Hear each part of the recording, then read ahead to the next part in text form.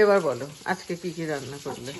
আজকে আজকে last day dinner আমার যা ইন্ডিয়া ফেরার আগের দিন পোলাও, তোপসে ফ্রাই, চিকেন কষা,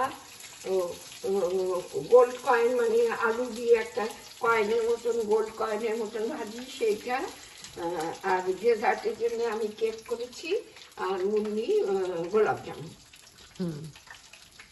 বাসন্তী পোলাও। বাসন্তী pulao.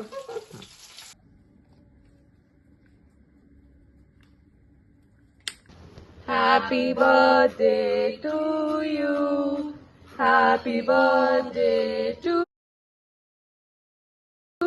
you. Happy birthday, dear Nita. Happy birthday to you.